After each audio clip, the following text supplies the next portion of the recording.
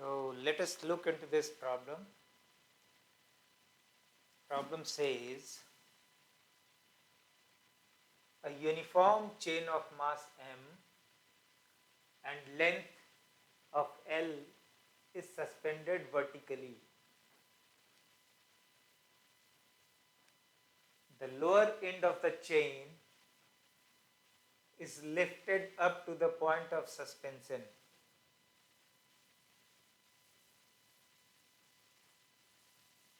Calculate work done in the process.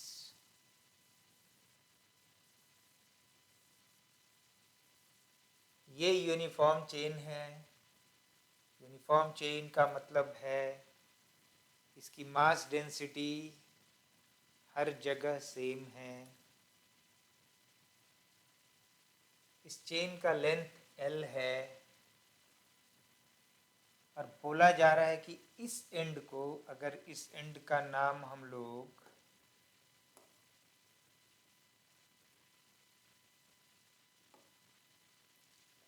E दे दें और point of suspension को O नाम दे दें, तो इस एंड को E को उठाकर आप यहाँ तक पॉइंट ऑफ सस्पेंशन के लेवल तक ले जाते हैं. तो इस प्रोसेस में एक्सटर्नल एजेंसी ने क्या वर्क डन किया है?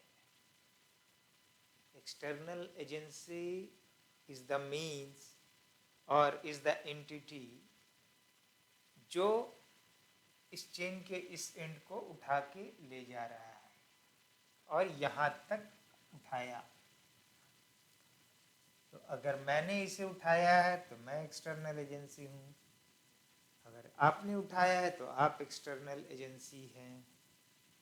और ये जो प्रोसेस है लोअर एंड को जो यहाँ से यहाँ ले गया है, एक्चुअली क्वेश्चन में दी हुई नहीं है, बट ये दी हुई होनी चाहिए कि बहुत ही स्लोली इसे उठाकर ले जाया गया है यहाँ तक.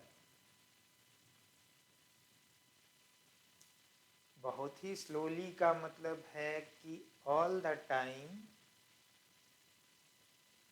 द चेन का जो मूवमेंट हो रहा है वो अंडर इक्विलिब्रियम हो रहा है. मीन्स नेट फोर्स उस चेन पे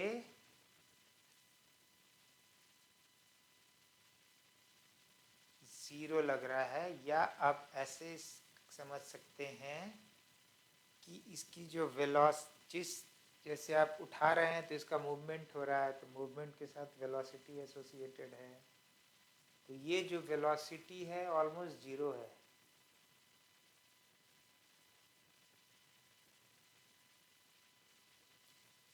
चलिए, अब ऐसा क्यों बोल रहे हैं? ऐसा इसलिए बोला जा रहा है कि जब आप इस प्रोसेस में वर्क डन निकाल रहे हैं तो हमारा जो वर्क डन जो होगा only should be because of mass lifting होना चाहिए. अगर मैं इसको स्पीड में ले जाता तो part of the work done उसके काइनेटिक एनर्जी में भी लग जाता, जिसको हम कैलकुलेट नहीं कर पाते. तो प्रोसेस वो उस प्रोसेस में जो टोटल वर्क डन होता वो गलत मिल जाता. इसीलिए क्वेश्चन में एक्चुअली दी हुई होनी चाहिए कि this lifting process is very very very slow. चलिए, अब क्या है दूसरी पार्ट. ये चेन है, चेन का लेंथ L है, यूनिफॉर्म है, तो इसका सेंटर ऑफ मास कहाँ पे होगा? क्योंकि ये यूनिफॉर्म है तो सेंटर ऑफ मास अगर O पॉइंट से हम लेंगे तो ये L/2 एग्जैक्टली मिड पॉइंट पे होना चाहिए, क्योंकि चेन ये यूनिफॉर्म है. तो अगर हम उस सेंटर ऑफ मास को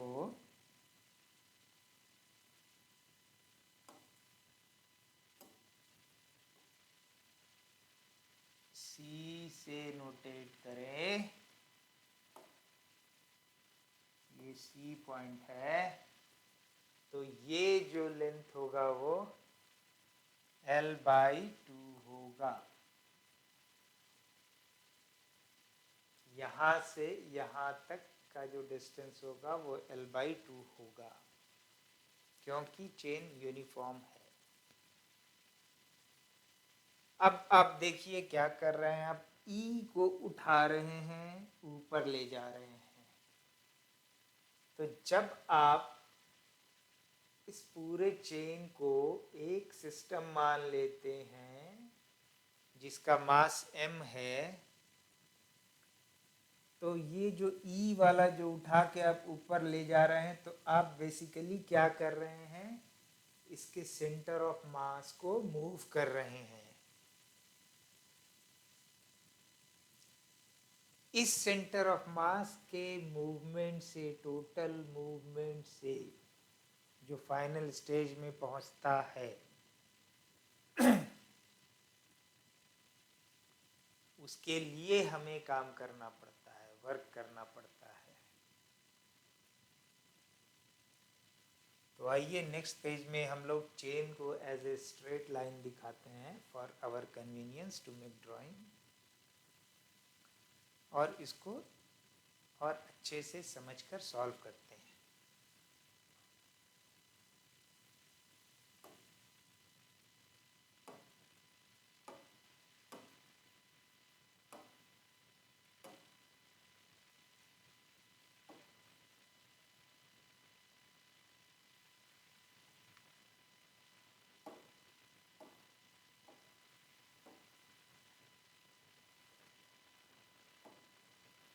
चेन ये हैंग कर रहा है,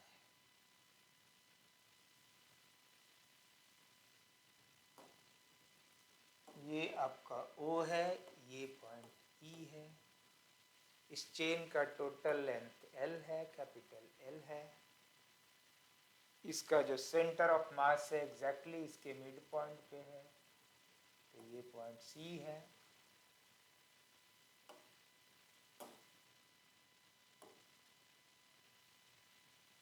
ये आपका L/2 है centre of mass from O to C। तो E टू C भी आपको L/2 ही होगा, क्योंकि टोटल लेंथ इसका L है। अब सेकेंड स्टेज में आप क्या कर रहे हैं कि आप E को उठा के यहाँ चिपका दिए, तो आपका जो डायग्राम कुछ हो गया चेन का,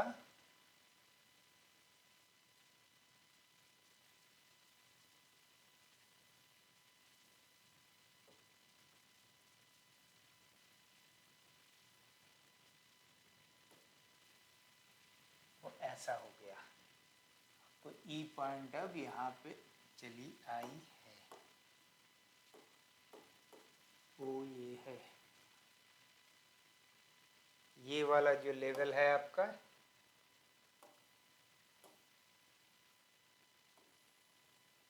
L/2 पे है।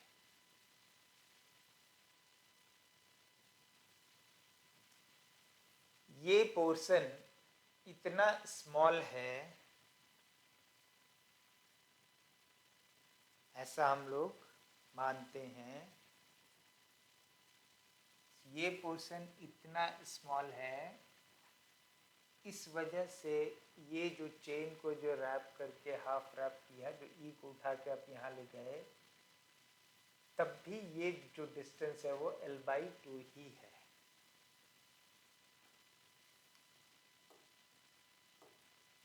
इन एक्चुअल थोड़ा सा डिफरेंस आएगा, but that difference is so लो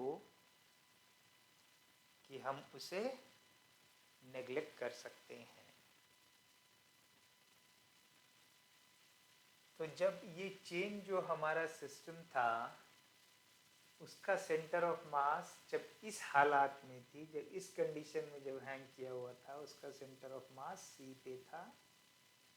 अब जब इस कंडीशन में चेन हो गया, जब E को उठा के आप यहाँ तक ले गए ऊपर, और इस कंडीशन में चेन आ गया, तो इसका सेंटर ऑफ मास क्या होगा? चेन तो यूनिफॉर्म है, ई के मूवमेंट से चेन के यूनिफॉर्मिटी पे कोई फर्क नहीं पड़ा। फर्क क्या पड़ा? तो ये वाला जो पोर्शन है और ये पोर्शन मिलके अब ये टोटल चेन है। तो यूनिफॉर्म होने की वजह से इसका जो सेंटर ऑफ मास होगा इस सिस्टम का सेंटर ऑफ मास जो होगा वो कितने डिस्टेंस पे होगा? ये आपका L/2 है, तो L/2 के आधा डिस्टेंस पे होगा, हाफ होगा, क्योंकि वो यूनिफॉर्म है।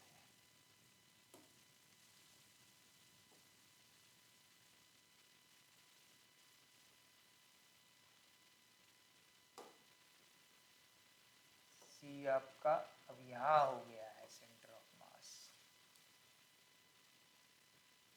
और ये जो डिस्टेंस है वो क्या हो गई है? L/4 है।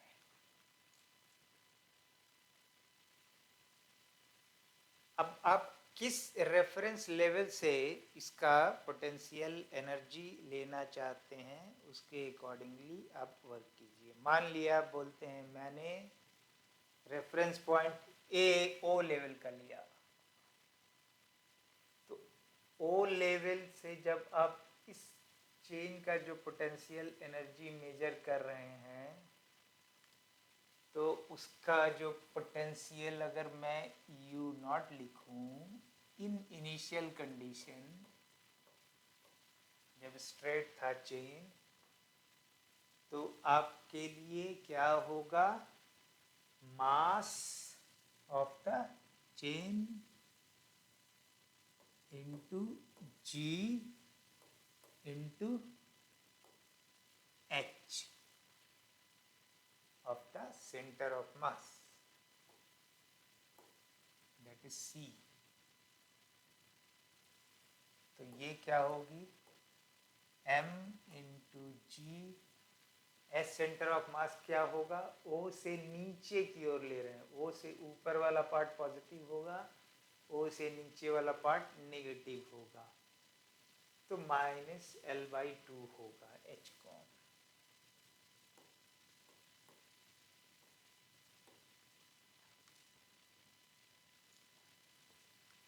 तो आपकी जो पोटेंशियल एनर्जी जो इनिशियल मिला है, इनिशियल कंडीशन में वो ये मिल गया। अब फाइनल कंडीशन में क्या हो गया? सेंटर ऑफ मास तो मूव करके यहाँ चला आया L/4 हाइट पे, ठीक है। तो फाइनल कंडीशन में जो पोटेंशियल एनर्जी जो है इसकी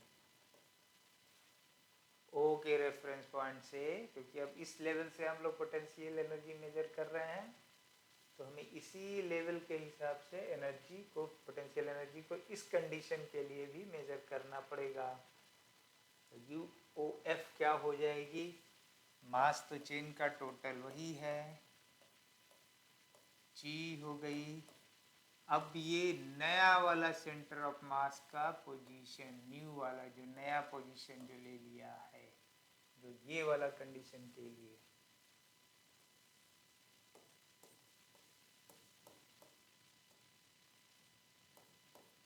ये कितना है? -L/4 है, क्योंकि नीचे है, O से नीचे है।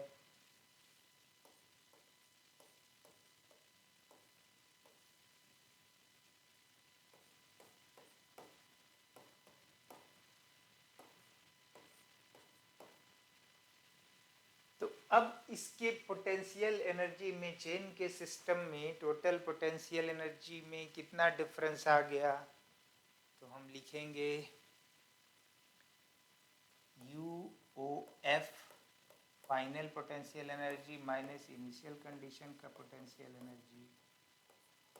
अब ये जो चेंज इन पोटेंशियल एनर्जी कैसे हुआ? बिकॉज जो हम लोगों ने उस पर काम किया, या एक्सटर्नल एजेंसी ने जो उस पर वर्क किया,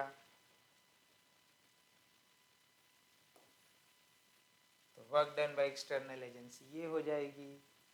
अब आप इसकी वैल्यू लिख दीजिए, -mgL/4, ये -mgL/4 L/2, ये माइनस माइनस प्लस हो जाएगा, उससे माइनस mgl/4 माइनस हो जाएगी, तो एक्सटर्नल एजेंसी को mgl/4 से वर्क डन करना पड़ा।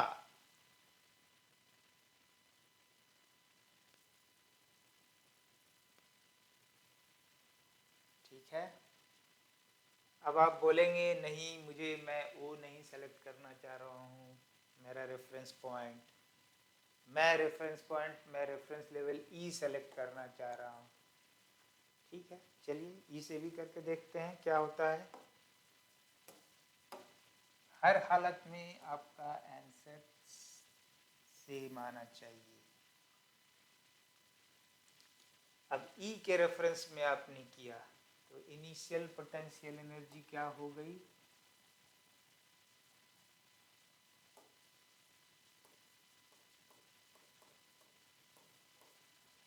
potential energy with reference to E for the entire chain when the condition was this।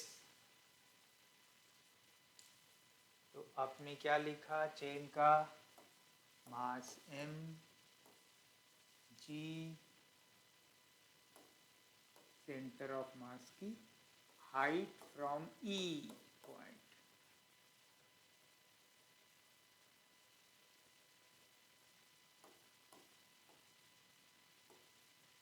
Centre of mass की हाइट फ्रॉम E पॉइंट क्या होगी, OC L/2 है तो CE भी आपको L/2 होगा।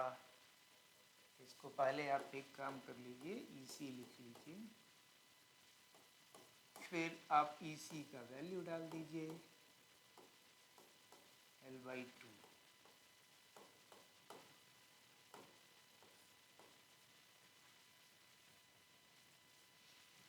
तो इस इनिशियल कंडीशन में when we are measuring the potential energy of the entire chain with reference to point A, आपको पोटेंशियल एनर्जी इनिशियल कंडीशन में ये है।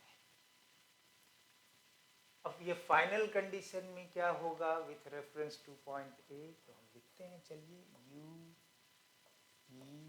ई फाइनल कंडीशन के लिए, तो हमारा m होगा इंटू जी होगा इंटू एच, सेंटर ऑफ मास का जो नया वाला जो पोजीशन होगा विथ रेफरेंस टू ई, ई के रेफरेंस में कहाँ पे है,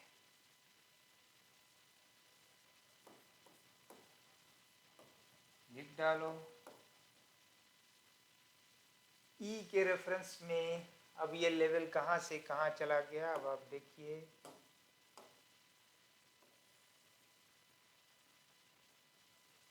ये वाला गैप L/2 था और ये आपको L/4 है, क्योंकि टोटल L/2 है, तो ये जो है आपका L/, ये ई लाइन आप इसको बोल लीजिए, इसका नाम ई लेवल का लाइन है। ठीक है, तो EC को हमें लिखना है, क्योंकि फाइनल कंडीशन में C यहाँ चला गया है, C आपका यहाँ आ गया है।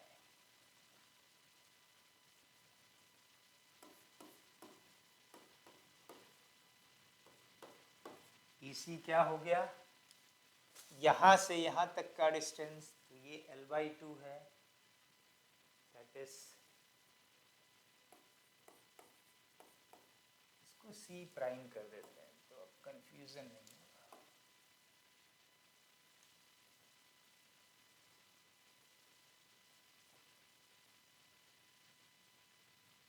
तो यहाँ से यहाँ L/2 है, अब C टू C डैश कितना है, L/4 है, तो आपको EC प्राइम ये मिल गया।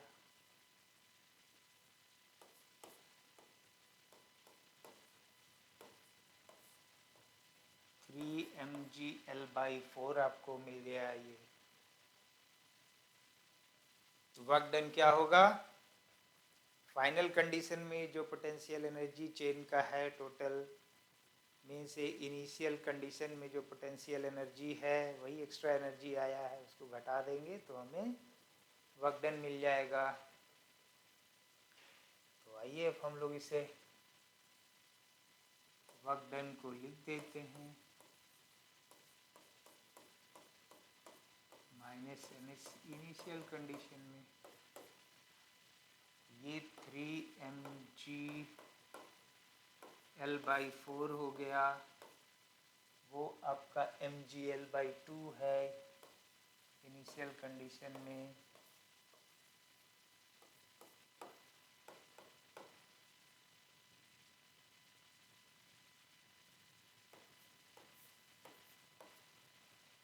ये भी आपको mg/L/4 मिला। देखिए आंसर आपका सेम मिलेगा।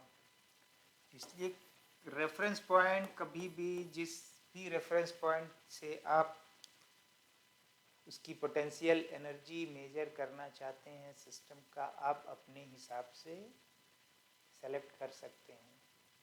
पर ध्यान रखना है उसी रेफरेंस पॉइंट के हिसाब से फिर सारा कैलकुलेशन को लिखना है।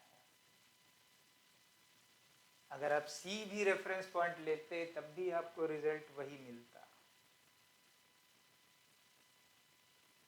तो एक तो ये हो गया जब चेन एज ए होल हमने सिस्टम लिया, ठीक है ना, हमने पूरे चेन को ही एक सिस्टम लिया, तब की बात हो गई।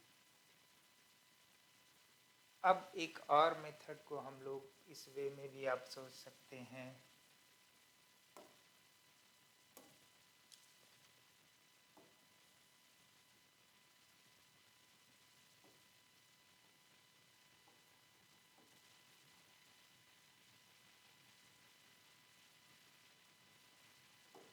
इनिशियल कंडीशन में चेन ऐसा है, ठीक है। फाइनल कंडीशन में इसका हाफ पॉइंट हो गया, फिर ये इसका हाफ वाला है।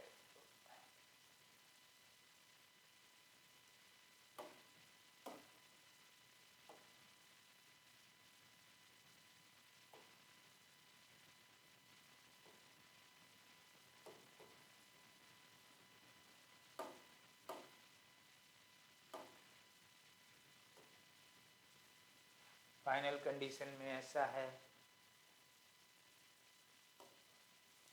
ये हमारा O है, ये हमारा E है, टोटल लेंथ L है, ये जो हाइट है आपकी L/2 है।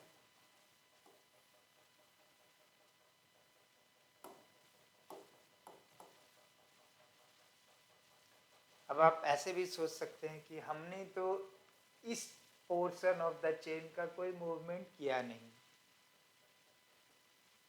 हमारा जो भी मूवमेंट हो रहा है, ये आपका सेंटर ऑफ मास है इनिशियली, जो कि सेंटर ऑफ मास C है।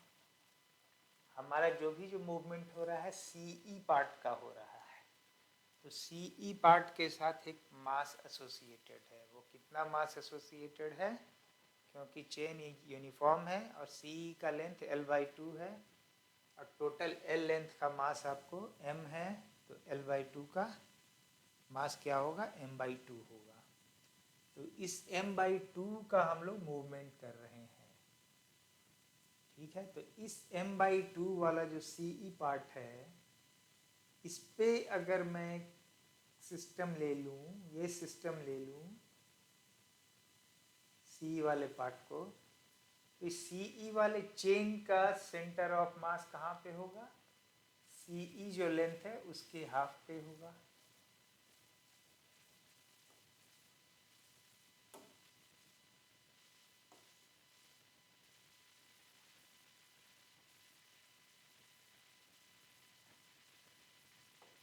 इसको हम लोग C1 मान लेते हैं। तो ये जो C1 है वो CE वाला जो पोर्शन ऑफ चेन है उसका सेंटर ऑफ मास है। अब ये E को जब हम लोग उठा के यहाँ पे ले जा रहे हैं, तो बेसिकली क्या कर रहे हैं, C वाले जो पोर्शन है उसके सेंटर ऑफ मास को भी हम लोग उठा रहे हैं ऊपर की ओर, और उसी प्रोसेस में हम ग्रेविटी के अगेंस्ट काम कर रहे हैं, एक्सटर्नल एजेंसी काम कर रहा है, ठीक है।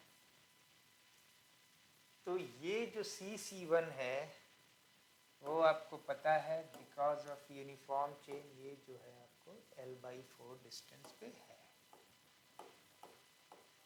From C to C1। यही C1 आपका उठ के यहाँ चला आया, ये C1 जो है आपको उठ के यहाँ पे चला आया, तो C1 प्राइम इसको बोल दे नए पोजीशन को। तो ये जो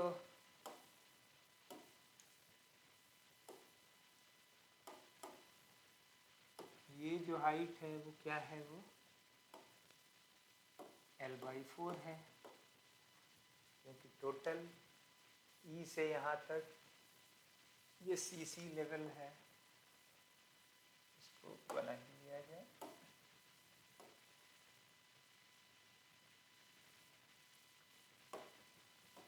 ये C1 लेवल है। तो ये जो C लेवल से इसका L/4 अप है। क्यों? क्योंकि सेंटर ऑफ मास जो ये वाला पोर्शन है ये L/2 लेंथ है, तो इसका L/4 लेंथ पे ही इसका सेंटर ऑफ मास होगा, तो L/4 पे ही होगा, तो L/4 यहाँ, L/4 यहाँ। तो ये वाला सेंटर ऑफ मास अब यहाँ से यहाँ चला गया। इस OC वाला का सेंटर ऑफ मास का कोई मूवमेंट नहीं हुआ, क्योंकि आप सिर्फ इस पोर्शन को उठा रहे हैं और यहाँ ले जा रहे हैं। तो इसी पोर्शन ऑफ द मास का मूवमेंट हुआ। तो OC वाले part of portion of the chain का कोई मूवमेंट नहीं हुआ, तो उसके लिए कोई वर्क डन नहीं होगा। हमने यहाँ से इस सेंटर ऑफ मास को उठा करके यहाँ तक ले गया, तो इसमें वर्क डन क्या हो गया, आइए लिख डालिए वर्क डन या पोटेंशियल एनर्जी लिखिए।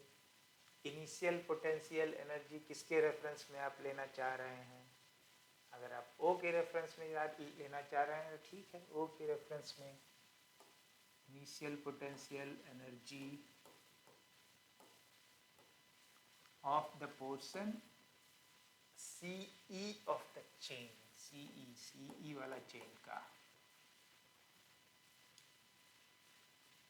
मास कितना है CE का?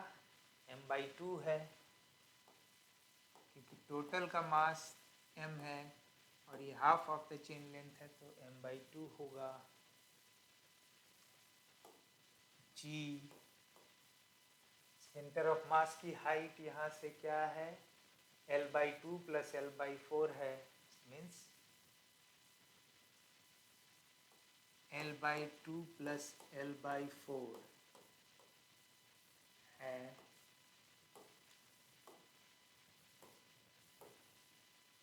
लेकिन ये O से नीचे है, इसीलिए हम लोग माइनस साइन लेंगे इसके लिए। तो हमारा ये जो आएगा m/2G L/2 plus L/4 will be 3L/4।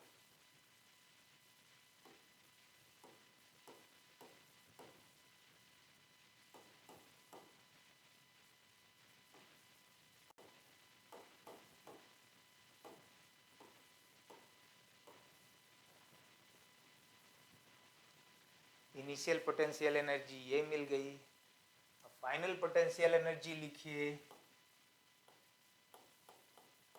Of CE। इस कंडीशन के लिए जब ऐसा हो गया तो हमारा m/2 मास का ही मूवमेंट हुआ, उसके ही सेंटर ऑफ मास का मैं लिख रहा हूँ। तो मास तो हमारा m/2 है, G तो G ही है। O के रेफरेंस में ये जो मूवमेंट हुई, ये जो आपका C1 प्राइम कितना डिस्टेंस पे है? L/4 पे है, बट नेगेटिव साइड में है, तो हमने माइनस L/4 लिखा।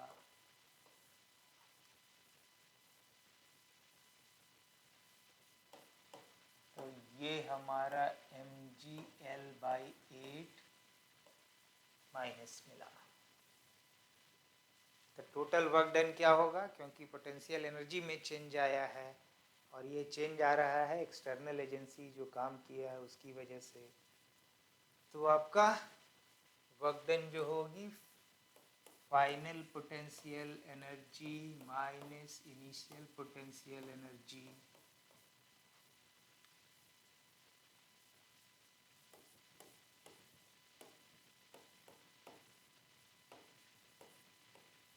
लिख डालिए। ये प्लस हो जाएगा क्योंकि minus minus plus,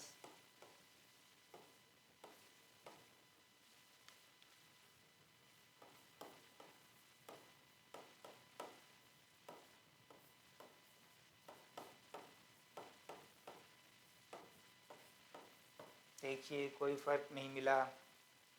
previous method जो हम लोगों ने अडॉप्ट किया था और इससे बनाया, दोनों में सेम आया, क्योंकि हम लोगों ने कॉन्सेप्ट सही अप्लाई किया है ना, कि इसमें ओ सी वाले पोर्शन का कोई मूवमेंट नहीं हो रहा है, तो उसके लिए तो कोई वर्क डन हो ही नहीं रहा है, सिर्फ सी ई वाले पोर्शन का मूवमेंट हो रहा है। तो सी ई वाले पोर्शन का जो मूवमेंट हो रहा है वो सेंटर ऑफ मास कितने से ऊपर हमने उठाया, उसकी वजह से जो चेंज ऑफ पोटेंशियल एनर्जी हो गया, उसको हमने कैलकुलेट कर दिया और ये आया। तो ये हमने वो पॉइंट ऑफ रेफरेंस से लिया है। अगर आप सी पॉइंट के रेफरेंस से लिखना चाहते हैं तो आइए हम लोग सी पॉइंट के रेफरेंस से भी करके देखते हैं, कोई इसमें फ़र्क आता है क्या, ये देख लिया जाए। आइए, कोई फ़र्क नहीं होना चाहिए कि आपको कॉन्सेप्ट सही अप्लाई करना है। कॉन्सेप्ट सिर्फ यही है कि एनर्जी में इंक्रीज़ कितना हो जा रहा है चेन का सिस्टम एनर्जी में, उतना ही मुझे बाहर से वर्क करना पड़ा। ये बाहर से जब तक वर्क नहीं करेंगे चेन का पोटेंशियल एनर्जी चेंज नहीं हो रहा, नहीं होने वाला है। ठीक है, अब ई के रेफरेंस में हम लोग सी के रेफरेंस में लेते हैं। चलिए एक बार सी के रेफरेंस में हम दिखाते हैं। इनिशियल पोटेंशियल एनर्जी हम लोग लिखते हैं with reference to C for the portion C E.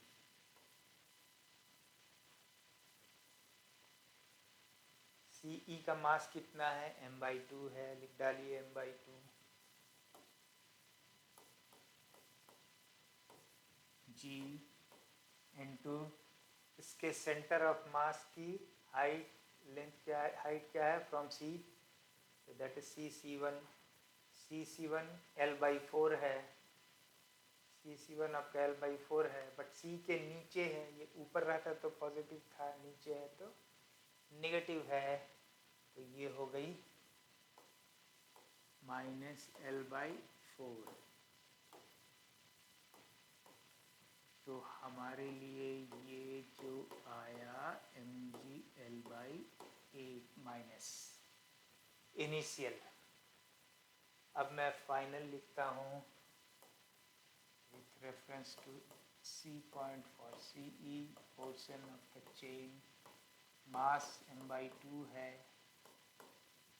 g है, सेंटर ऑफ मास अब कहाँ चला गया, सी के रेस्पेक्ट में l/4 से ऊपर चला गया है, तो प्लस l/4 हो गया है।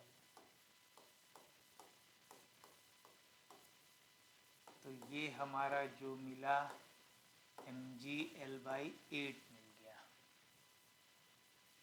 वर्क डन कितना हुआ, change in potential energy UCF minus UCI, UCF कितना है mg/8 है, माइनस UCI कितना है माइनस mg/8 है, तो माइनस माइनस प्लस हो जाएगा।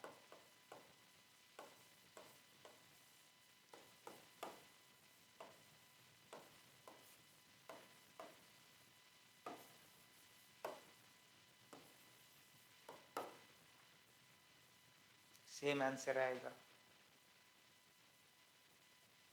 सो एक ही प्रॉब्लम को आप अलग अलग ढंग से सॉल्व कर सकते हैं, ओनली थिंग आपको कॉन्सेप्ट सही अप्लाई करना है।